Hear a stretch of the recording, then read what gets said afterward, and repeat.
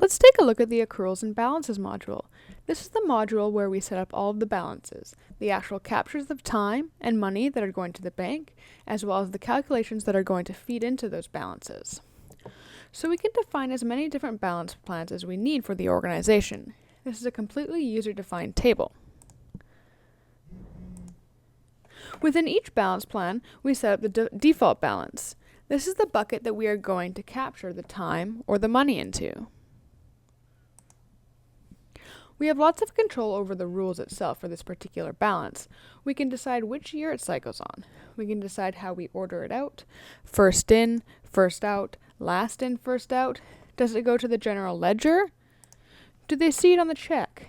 Does it roll over each year? So we have lots of control over the rules themselves on that particular balance. We also have control over the payout options. We can decide what events will trigger payout and what percentage will pay out upon those events. So termination, year end, maybe a particular date and time.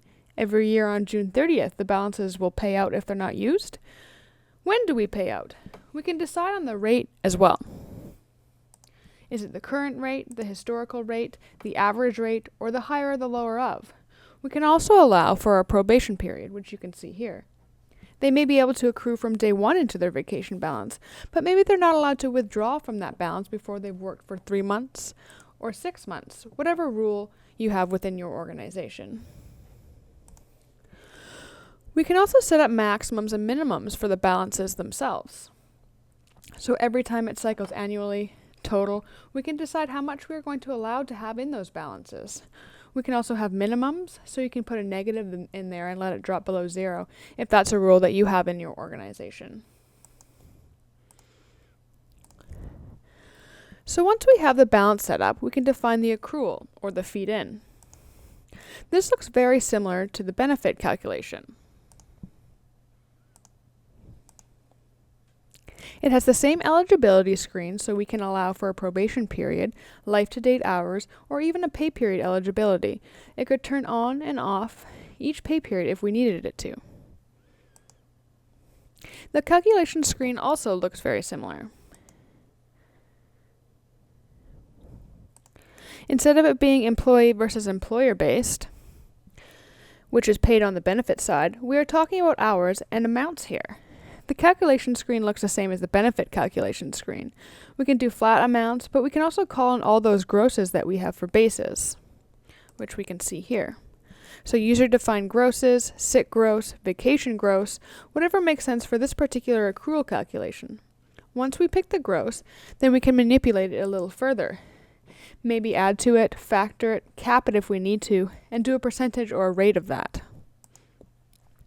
We also have maxes and mins available here too, so every time it processes here on a pay period basis. We can do our goal amounts here as well. We can pass complex allowances through the accrual screen here and utilize the accrual functionality to get those complex allowance calculations out.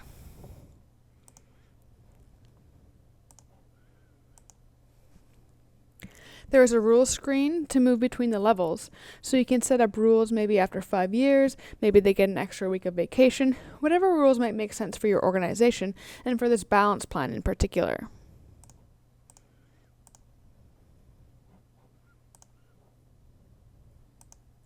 There is also mass changes processes here, so for new balances and new accruals. But with the nature of balances, there is usually transfers, payouts, and adjustments, so there are mass change processes for those as well. We also have a roll-up process, so you can take an earlier balance, maybe a 2013 balance, and roll it into 2014 or 2015. So there is a mass process for that as well.